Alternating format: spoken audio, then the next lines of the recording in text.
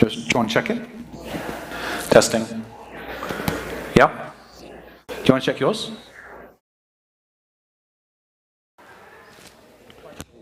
Yeah, check, check. Hear me well? Okay. Oh, you're tangled, that's it.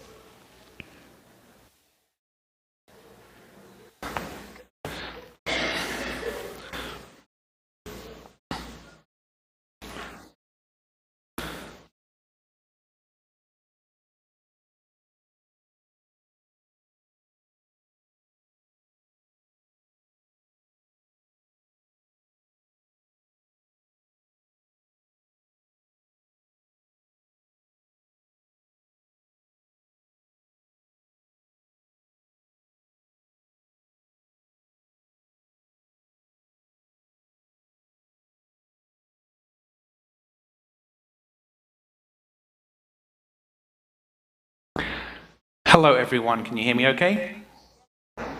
We are trying a new format today, so work with us and bear with us. Those of you at home who are watching, it's lovely to have you here as well. We've been doing the forum on Zoom, but we realized that it's not been working so well because we are gradually regathering, so some people are in church and some people are at home, and we thought we'd use our live stream technology to try and make that work. So please listen, participate, and if you're here in the cathedral, you are welcome to ask questions when we get to the last part of our presentation. If you're at home and you want to ask a question, please put your question into the chat thread. I can't promise we can get to every question, but we have people who are going to monitor the chat thread and see what questions you're asking so that we can try and ask them. But also we are between services, so we have a very specific time frame to get finished by so that we can be ready for our next liturgy. That all having been said, I want to, well, this feels funny to welcome Dr. Akiyama to the cathedral because you welcomed me. Kengo was the senior warden who was responsible for the vestry when I was appointed as the dean of the cathedral, and so I feel like I'm here because of him. And now I'm inviting you to be here to be part of this conversation. But you may or may not know Dr. Akiyama's work in early Judaism and nascent Christianity. He is a particular expert in that moment where the church started to develop within Judaism as a religion and a faith. We sometimes think that a flip was switched and then Judaism ended and Christianity started, but it really took about 4 centuries. And so as another conversation, another time, you can ask Kengo all about that because it's fascinating. But for today's forum, we are thinking about the concept of use your words, which has been my ongoing theme for the whole year. And we're just thinking about how our use of language sometimes can help or impede some of our conversations about important subjects. We've talked about liturgy, we've talked about prayer. We're now going to talk about race. And so without further introduction, I'm going to say, Dr. Akiyama, would you like to say something to us for a while, and then I'll ask a few questions, and then we'll ask for some conversation from the congregation. Perfect. Kengo. Thank you, Dean Matthew. I rarely get called Dr. Akiyama, so it's kind of strange. It's like, who's he talking about? Not me. Okay. But thank you. It's a great pleasure to be here, and I'm excited that we can talk about this together. So my aim today is fairly modest. And what I like to do is, instead of talking about issues of racism or how do we solve it and so on, what I want to do is to just take a step back and just take a look at that word race. And think about, well, what does that even mean? Right, when we talk about racism, what are we even talking about? So in just about 15 minutes or something totally impossible like that, I'd like to try to present an oversimplified, some might say grossly oversimplified, presentation of how to think about race and racism so that we can do the further work of talking about how do you tackle it. And I'm going to organize this talk into 3 sections, and I'm just going to order them in 3 different ways. 3 questions that I'm going to ask and try to briefly address, and it's going to be fairly crisp, meaning pretty fast, I hope. But one is, what is race? So I'll just give you a very short definition of what race is, and then the second question is, what is race for? Not just what it is, but why do we even have that category in the first place? And then third, what types of remedy, right, do we need? And people have different ideas about what the solutions might be. And I'm going to try my best not to advocate for one. I will spend more time explaining one over the other because I think it's the less understood one. But it's simply to kind of present you with a framework of approaching how to talk about this. Sound good? Yes. Okay. So the first question is, what is race? Now, race is first and foremost a classifier. It's a sorter. It's the thing that sorts the entire mass of people, right, into different categories. It's a way of making sense of the vast array of humans into different groups based on real and imagined physical characteristics. Okay, so race is a classifier. It's a sorter. Now, take a look around this room for me just a minute. Just look around. Yeah? Look who's sitting here. Even if you had no idea about race, right, you didn't have this concept, or you never heard of the word race, if you just spend enough time looking around, you can kind of tell that certain people look like each other more than others, right? You go, oh, wait a minute, D. Matthew looks more like X, Y, and Z than me, or I look more like somebody else. So, and then you look around and go, oh, you can start to form clusters of people with similar characteristics, right? And you can easily do that. And you can, for example, classify them according to their skin color, which is what we often do. You can also do that by measuring how big or small their nose is, right? You can decide, you can clump people in according to their hair color, how much hair they have on their arm, legs, right? Or the proportional length of their lids, eye colors, and so on. So you can see people in a diverse group. You have many, many, many ways of classifying them into different categories. And if you are a biologist, right, that's just so obvious, right? And by the way, I forgot to say, this is pretty basic today that I'm covering, so this might just be an overview or a review, sorry, not overview, review for some of you, but I just want to kind of lay this out.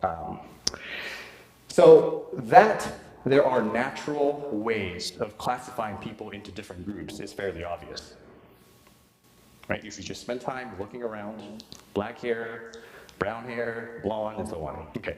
But what's actually not obvious, what's not self-evident, is which physical characteristics should be used to classify people, if we should classify at all, right, into different groups. This is where value judgment comes in. Now, many people implicitly maintain what we call an essentialist definition of race. And essentialism, or essentialist, means that race is naturally rooted in biology or genes. This is an impression that many people have, and that's what we used to have. But biologists would tell you that genetics or biological differences among people within a single racial group. So let's just pick a white group, right? The genetic variation within a white group is so massive that from a genetic perspective, it doesn't really make sense to call them a single group. Or, if you have the Asian racial group, for example, the genetic variation within that group is also vast, and you take certain groups of people in the Asian category, or even black category, and then compare them to another group within the white category, they have more in common with each other at the genetic level than within their own racial group. So the short point is, the important point here is that race is not biologically caused, if that makes sense. It's not something that maps onto the genetic map, as you might expect. So racial categories don't map onto the genetic categories. In other words, it's a what they call phenotypic or phenotype. So you have the genetic constitution, which is called genotype, right? What your genetic or DNA contains, versus phenotype, which is how it's expressed, right? So if you have parents, blue eyes and brown eyes, right? You could go either way. You have both genetic information. But then once it's expressed, that's your phenotypic description, right? That's your phenotype. That's how you look. But you have both. So then racial category is based purely on the phenotypic characteristics. Okay? Now, what this means, here's a really important point about race. That race is a social category. It is not a scientific category. In fact, it came first And then scientists went looking for evidence to back up the social categories, and then went, oh, wait a minute, doesn't quite map on. So this isn't actually science, it was at best pseudoscience at any point. So the root of racialization of humanity. So does that make sense? The point about how it's a social category. It's actually not a biological category. If you map the entire world based on genetic characteristics, it's not going to look at all like what it does today. You don't have white, black, Asian, yellow, red, whatever. We don't have those. That's what we came up first and then try to find evidence for. So the root of racialization of humanity is found in European colonial expansion around the globe, right? Part of the reason why this was necessary is because there was an unprecedented scale of contact between different ethnic groups, right? So think about it. For a millennium, you only knew kind of your own continent, or your people. You knew the Romans existed over there, you knew the Persians here.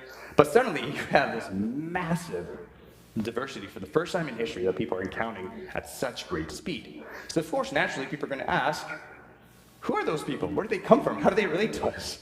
And so on, yeah? And here's one more point that I want to make before I move on to the next question, is the difference between race and ethnicity. In the common usage, race is usually seen as an innate and immutable, meaning you can't change characteristic. So race is something you're born with and it never changes. So born white, always white. Born black, always black. Born Asian, always Asian, right? So if I lived in Japan, for example, or China, I'm an Asian person, racially and ethnically, right? But if I came to the US, I'm racially still Asian, right? But if I stop speaking Japanese, stop eating Japanese food, hanging around Japanese people and so on, and I lose all the ethnic characteristics, as it were, I might still be connected to the ethnic history, but I'm no longer ethnically Japanese. Does that make sense? So ethnicity refers to any number of adaptable characteristics. Cultural, like food, customs, traditional clothing, whatever. Linguistic is really important. Languages that you speak, or language that you speak, or dialect, accent, and so on. So Dean Matthew has an English accent, right? So this is why, ethnically, you can almost tell right away that even though he's white, he's probably not an American, is what you would suspect, because the English that you speak, or many of you speak, doesn't correspond to what he does, right? So these are kind of, I think, different markers. So just to recap, what is race? The first one is race is a modern tool that is a symbolic system that uses the metaphor of color. And here's another really important point, is that color is a metaphor, okay? If you have a black piece of paper and put it next to a black person, their skin does not look like that, right? Or you have a white paper piece of paper and put it again next to many of your skin, well, okay, just kidding. Your skin does not correspond to that color. Right? If you have a yellow paper, because classical ages were yellow, if you put it next to mine, I don't look anything like yellow. So what I'm saying is, these are color coding system that's arbitrary, okay? That's meant to capture, so it's a metaphor that we use. So even if there was a loose correlation, though definitely not causation between biology and race, it's first and foremost a socio-political category. So that is what race is. Second, what is race for? Okay? And the successful creation of the American identity actually hangs on subsuming, others would say hyphenating, ethnic identities under this broader racial framework. So for example, I just gave this example, but a French person in America would be considered racially white, right, for the most part, because predominantly, and there's a whole issue of integration of blacks and Latinos into France, but we're going to set those aside for now. A white French person in France would be considered both ethnically French and racially white. But if that French person moves to America, right, and then forgets French, doesn't eat French food, doesn't drink wine, right, has no real personal connection to, right, what is that, right, connection to France, eventually, in the next generation or two, that person's ethnic identity as French would go away, right? But that person's whiteness doesn't. This is what I mean by ethnic identities are adaptable, whereas race always stays with you, is how it's imagined. Okay? And this is actually the success of the American story in many ways. To in one sense, subsume ethnic identities. Because French people, if they're in France, are never going to say, I'm German, or I'm English, or I'm Scottish, or I'm Italian. right? They have very different ethnic identities that are formed. But to kind of create an overarching, so how do you get those people to get along, right? How do you make them feel that they belong to the same group? This is where race comes in, okay? So race was actually invented with the aim to create hierarchies. Here's another point that's really important about race studies, or people who are studying race very closely. It's actually not just a sorter. It's a particular kind of sorter, and that is to create hierarchies. It is always meant to create hierarchies to sort people into hierarchical groups. So it's not just a sorter, but it's a hierarchizing type. Okay? So it's not just let's group people into different categories. It's always about how do you separate them and rank them so that you can assign certain level of humanness or their lack thereof. So race obviously isn't the only sorter. I hope you can see the connection to sex and gender, right, or abilities or disabilities or whatever. Right? All these claims, but they're all meant to sort people and to create hierarchies in some ways. But race is actually one of the most consequential ones in American history, and as it relates to American identity. But here's what's interesting. By the time humans were sorted into different racial groups, right? So we're talking the 18th, 19th century, the racial line probably solidified towards the end of the 20th century. Christian Europe already had a well-articulated idea of human natural rights, right? The classical liberal ideas of self-determination, reason over revelation, and other enlightened ideals. So we already knew about humans are born where God has given these people inalienable rights. You can't just, because they're created in God's image. And Christian theology also had this idea of imago Dei, which is humans are made in the image of God. So there was this well-established philosophical tradition, political as well, yeah? And of course, the Bible speaks emphatically about treating others better than yourself, caring for the poor, your neighbor, alienated, okay? So we know this was established centuries ago. But think about it. You would never enslave, at least knowingly or consciously, another human being, right? Yeah? Okay. Some of you are like, others are like, okay. But so many people, here's what's astounding. So many people who are just like you and me, in so many basic ways, did for so long. They enslaved so many people for so long, and they're just like you and me in many ways. Okay? So why was that possible? Why was this glaring contradiction of affirming in one breath we believe in the human, the humanity, the right of every human being, and at the same time treat someone like trash, essentially, as property with no rights? How is that possible? And this is where race comes in. Okay? Race is the very thing, in one sense, that gives people, remember, it's a sorting mechanism. It gives you hierarchy, right? So in a racial group, if you're at the top of the bracket, right, you are closest to this human ideal of what the perfect human should look like. Okay? And the further down you go, you have less of that humanness reflected in you. Ergo, you could be treated and thought of in a dehumanized form. And that's the only way a sensible, rational human beings like you and me could enslave another human being. There has to be something there cognitively to make sense of this glaring contradiction. Does that make sense? I mean, 300 years of enslaving blacks, how is that even possible, right? You would think.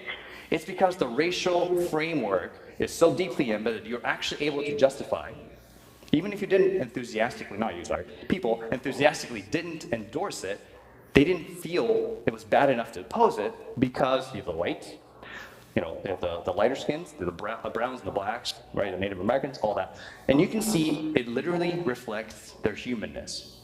And because they are only subhuman, you can treat them, you don't have to apply the natural rights. You can deprive them of certain kinds of protection, due diligence, and so on.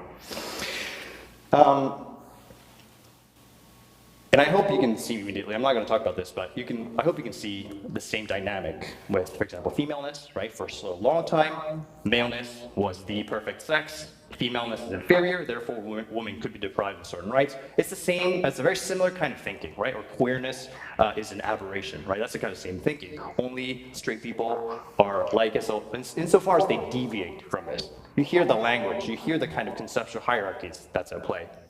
Okay? So that's how race works. So once that sorting mechanism was put in place, you could apply dehumanizing practices or deprive people of their rights based on this hierarchizing, sorting mechanism. Okay, so just to recap the second question, what is racism for? Race as a sorter, how you categorize, but also to hierarchize. To create hierarchies, they always go hand in hand. At least they always went hand in hand, and still do, I think. So in theory, you might be able to separate the two, right? You can say, well, you can just lump people into different categories. That's fine. Yes, in theory, you can do that. But in practice, it's never been done that way. In fact, the whole invention was meant to create hierarchies within humanity. Because again, you have this new civilization, you need lots of labor, right? And you have at the same time this philosophical tradition emerging to affirm individual rights. But we need economic output, we need labor, we need all these kinds of things. How do you organize this chaos of society? Race is the perfect tool for that. Am I going way over? You're a little bit, but you're okay. Finish your thought, and then we'll ask questions. We're okay. Final question. We're trying to do this in too much. Yeah. We'll squeeze time, and we'll think about that as time goes by. But finish your thought. Yeah. So the initial talk was this is about 20% of what I had prepared initially. Okay. But number 3, the third question then. If racism is a sorter and a hierarchizing one, what type of remedy do we need? And I think this is where the conversation gets a bit more interesting. Well, not more interesting, but yeah, okay, I'll leave it at that. Okay, so here I just want to describe 2 camps, 2 extremes, and 2 different ways or types of solution, okay? So academics disagree on solutions precisely because they conceive the core issues differently, right? And I think it would be safe to say we all fall somewhere in between these 2 camps, I hope, but we probably belong to one camp and then kind of incorporate the elements of the other. So the 2 camps are this. Oh, by the way, for now, I'm going to set aside the issues of implicit bias. You've probably heard those before. Biases, guilt, individual responsibility. Let's hold off on those. Okay? We need to kind of map out. I want to go one step deeper and try to map out the 2 different kinds of frameworks in which we can talk about race. Okay, first, it's called the idealists. The 2 camps are idealists and materialists. What kind of remedy do we need? One would say an idealist solution, the other one would say materialist solution, okay? So the idealist is the more common, or at least historically dominant view. And idealists conceive racism primarily as a problem that concerns ideas, hence ideals, ideas and attitudes. So the problem is that racism resides in people, right? So idealists would say racism is in your head, in your attitude, in your way of thinking. So when idealists talk about white supremacy, you've heard that word before, they refer to ideas and attitudes of people who openly display hate toward non-white individuals or overtly assert dominance and power. So the word racist in this idealist framework refers to, or is almost synonymous with bad. When you hear the word racist, you hear a bad person, right? Or a racist idea, a bad idea, and so on. So if you conceive the problem that way, then the solution is once people, both individually and as groups, or as a group, begin to internalize non-racist ideas, okay, then racism will go away. So if we could, for example, invent a magic implant, non-racist implant, where it gets rid of all your racist ideas, okay, the problem will go away for idealists, right? Because the problem is up here in your attitude. And so you can see why for idealists, the main aim is to be not racist. That's a very idealist solution. And I'm using idealist as, I'm not saying ideal as in the worst and ideal. This is more of a description that it resides in the mind, okay? So you can see why for idealists the aim is not to be racist, because you want to make sure people don't hold negative attitudes toward people of any race. So to be colorblind is a good thing, because it means you don't harbor any negative feelings, you make no discrimination, at least attitudinal level, right, toward any individual based on their race. So that's an idealist solution. Okay, change our attitudes and our ideas.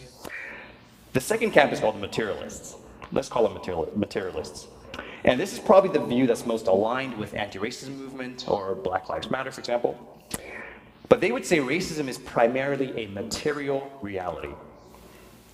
What that means is racism is a social condition that results from an interaction of government policies, market forces, individual preferences, and so on.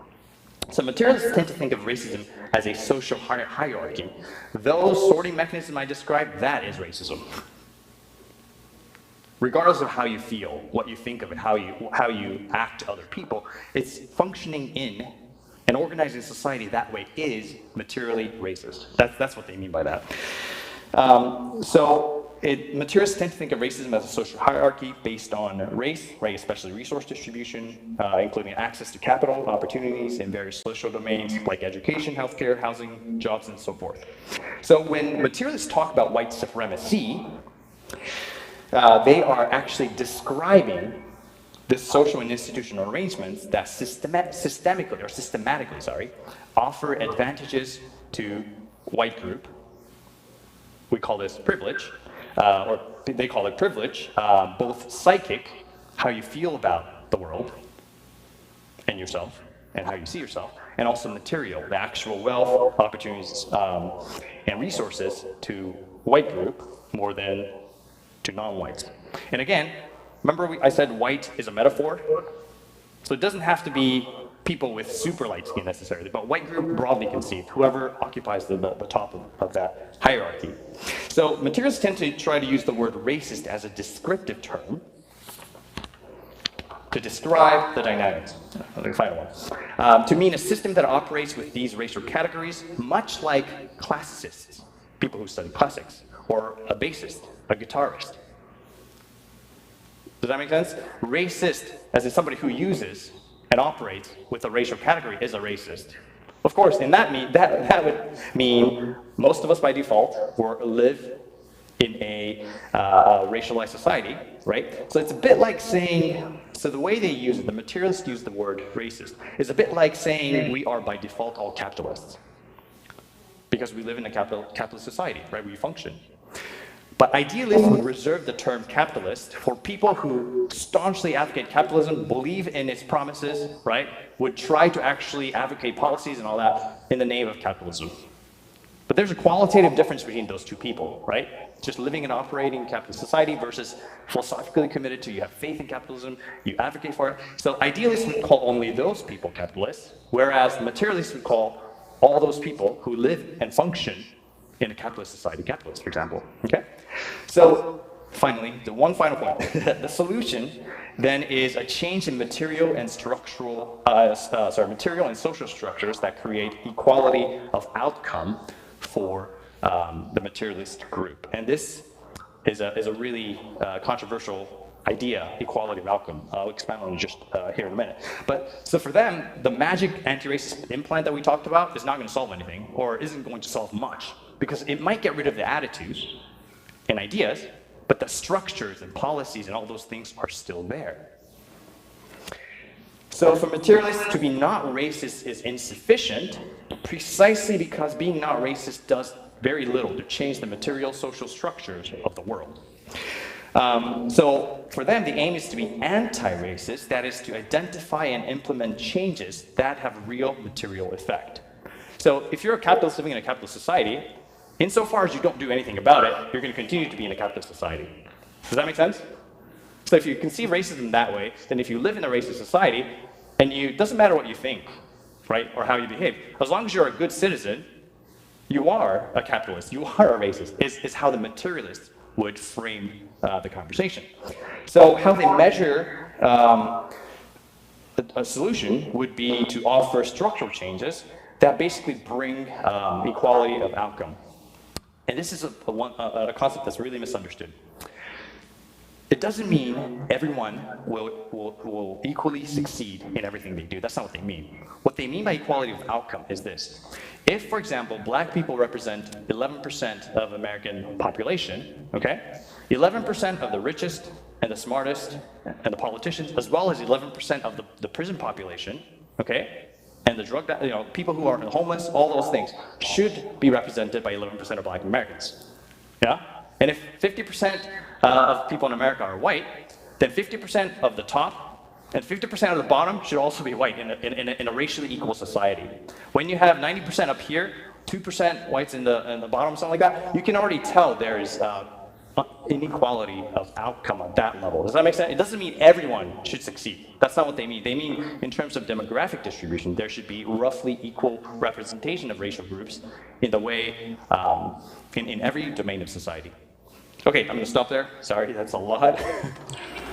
But I'm happy to I want to say questions. thank you to Dr. Akiyama.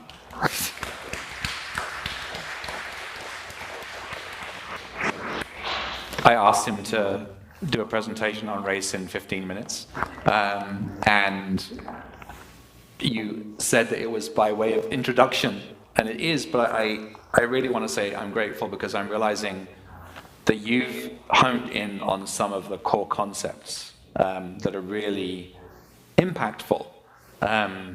What does the word race mean? Where did it come from?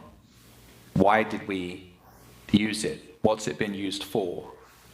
And then in terms of solutions, I was like mapping in my own mind some of my own experience of operating in this culture and also an English culture, because I've got that bicultural experience. And actually for me, changing from one culture to another culture was a really good way of me beginning to see what some of my attitudes were, because I could see them from inside another culture. It's a fascinating experience. But I was mapping whether I have an idealist view in my mind of race or whether I have this materialist view. And also mapping this idea of like the way we use the language of race. Because I think we often look at somebody and we say that set of behaviors is racist, and we're instantly condemning them as bad, rather than saying all of us in some way are participating in a hierarchical system that has developed around race. Your individual attitudes are not necessarily kind of the key thing. The key thing is understanding how this structure that we're in has made certain people's lives and their outcomes less good and others more good. You didn't build that system, but you participate in and benefit from it, and maybe you can help build another system. Am I hearing that right? Yeah. But one question I want to ask is, as you were reading, talking, I was thinking about Galatians 3:28. I'm going to be very Dean-like and biblical, if that's okay.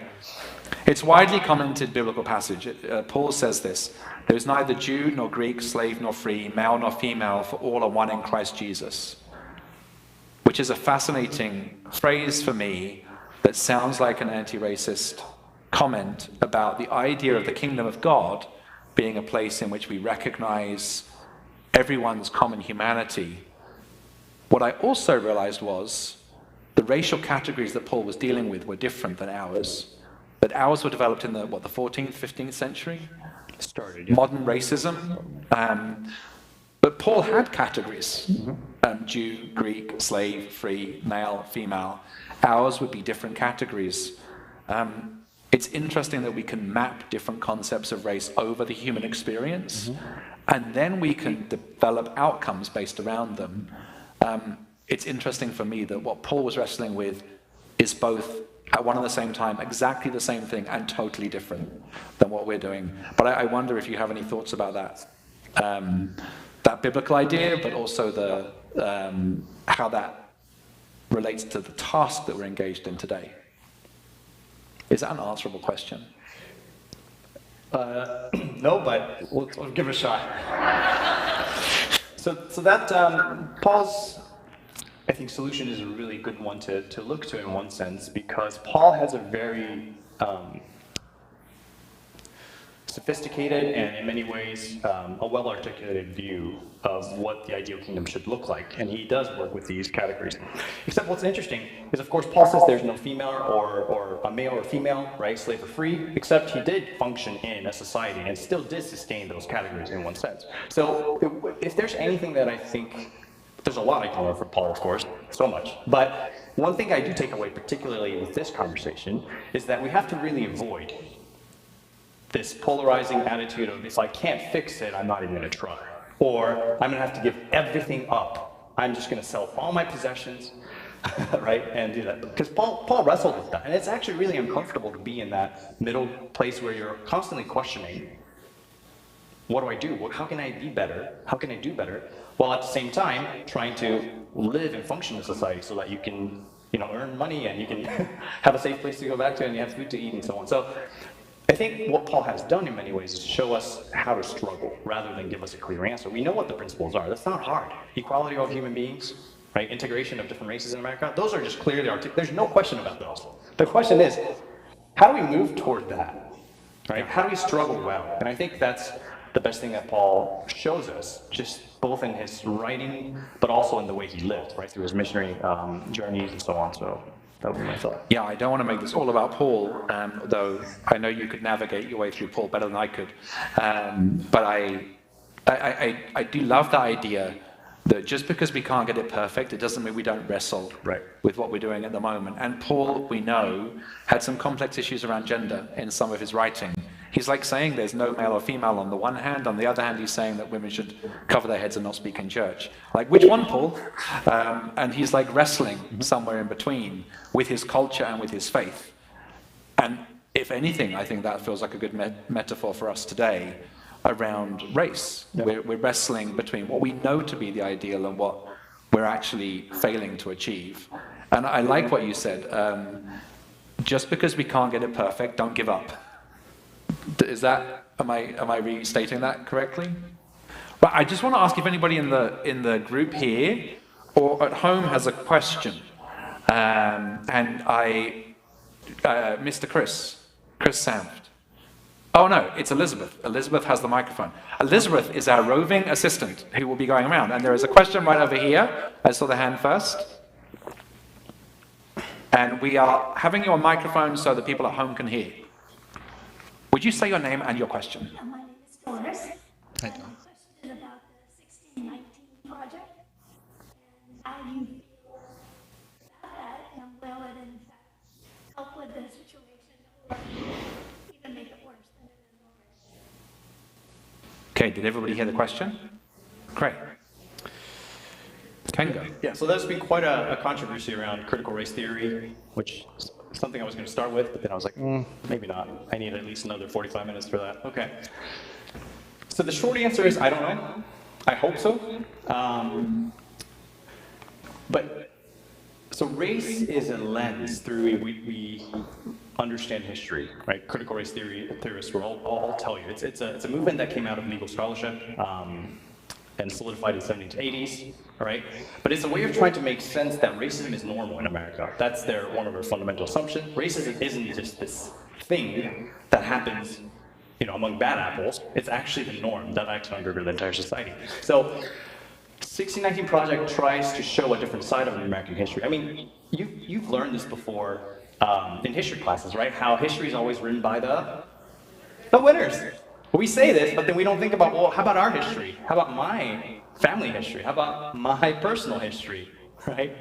But we don't go there to interrogate those as much. We're not trained to. So I think 1619 Project is extremely important in that it actually raises another dimension of American history. If you look at it from the lens of slaves or people who were forced to come here, right, who were dehumanized to such an extent, you see a very different history, because history is interpreted. And this is I can give a whole lecture on historiography and what history is or isn't. But the point is, it's not a totalizing worldview. They're not actually saying this is the only and the right. I know some people would say that rhetorically on media, just ignore that. But scholars who are working on this are trying to say, here's the one that we know or were taught about, for example, Thanksgiving, right? Somehow the Native Americans and the white colonial settlers, apparently they just got along great, right? There was no killing, there was nothing, they just celebrated, sat around the table. Okay, that's a nice, and maybe there were moments like that, yeah? But to kind of use that as an overarching framework to say, here's American history, you ignore so much else of the other things, other voices. So it's a way of trying to look at history from a different angle, and we need as many angles as we can to understand history more fully. So in that sense, I am all for it. if you're asking how do we navigate the political landscape for that, that's a totally different question. But in terms of the aim and reorienting the American narrative of dream, I think it's something we should be teaching. We should be letting our kids understand. And I think another side of this is to actually reconstitute, and this is a much deeper problem, deeper task, is how we identify, how do we constitute our identity, especially the white identity, or an Asian too, and maleness, whatever you might want to call it. It's just we have a very particular way of understanding meritocracy, that we earned this, that we were endowed with this, we have the right to this, right? That's all in the past, I didn't benefit from all that. So I think it'll be great if we can get to a place where we can say, wow, all these things happen, it relates to my life. But instead of feeling guilty and denying it, just be like, well, how do we make a different world? Like, how do we get there as people who can say, I was given so much, how can I work towards making things better for everyone else? And I think that should be the aim. And that's not the aim of the 1619 project per se, but I can see that as forming a vital component. Thank you for that question. I want to say one thing. You may or may not know, I spent a year in Oklahoma when I was an exchange student. I lived in Moore, Oklahoma. It was really fascinating for me in the last couple of years to find out about Black Wall Street and the race riots that were there, the subjugation of the black people that existed after they had created a kind of a culture and society and functioning financial systems. I lived in Oklahoma for a year, never heard about it, didn't know it existed, didn't know it was a piece of history. I found out about it first, interestingly, in a piece of drama, which was like the TV show The Watchmen, right. That brought it out and like talked about it. And now it's being talked about more openly.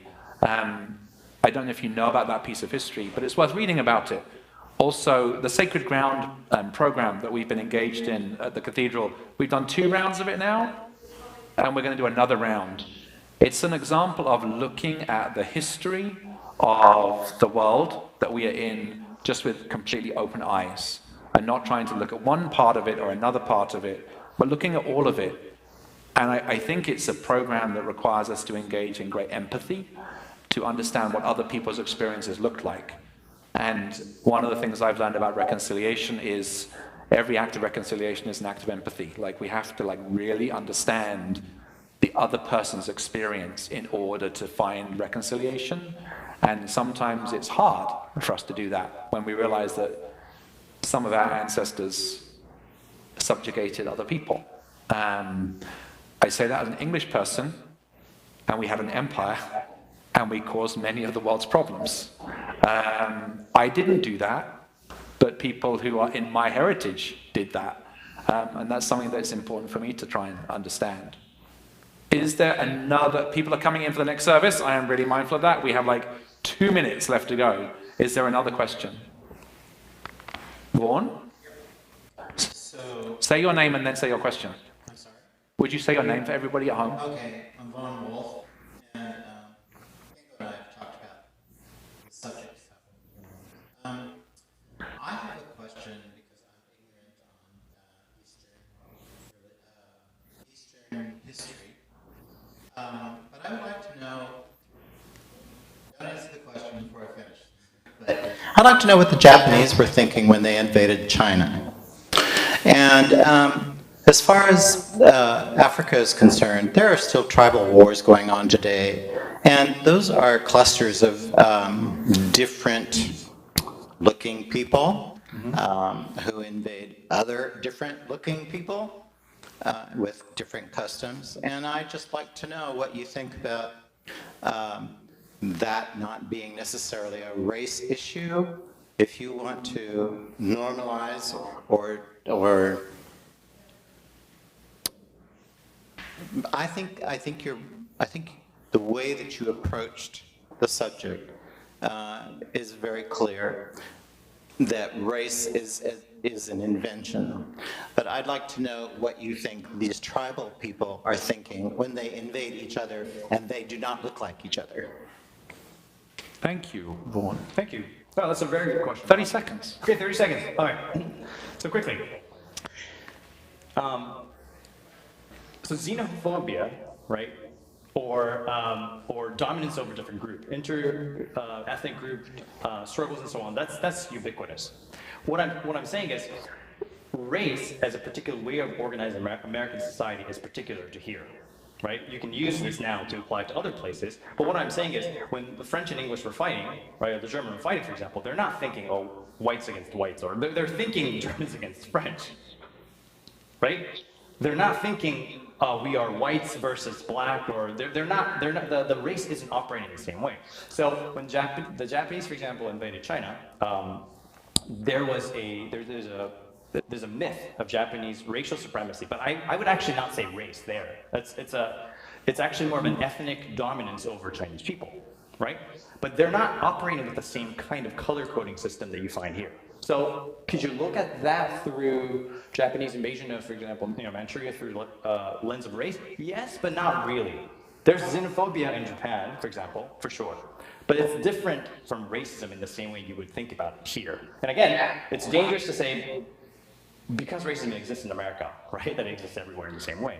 Well, people hate each other, of course, but whether the racial lens is applied or not in a specific way that you find here, that I would probably argue. I mean, I'll need to look into it more, but I would think it doesn't in the same way. I want to interject and say I'm going to be winding this down, Yeah. but thank you for that, because I'm English, and this afternoon at 12 noon, our time, 8 p.m. English time, we're playing a football game against the Italians. And if you want to understand a different lens entirely for reading ethnic tensions, just watch the European Cup this afternoon and you will see all of it completely manifested. What's worse is when England played Germany about 2 weeks ago, some of the things said, probably in private, some of them probably even in public, would have been appalling. I'm just going to tell you that. But the English like to beat the Germans in football. That goes back, way back to the First and Second World War. So I see a different map. What I'm interested in at the end of this conversation is that, yes, there are different maps, or different kind of like lenses that we can lay over our human interactions. Paul had a different one, modern American society has a different one, Japan and China, there's a different one, European, there's a different one.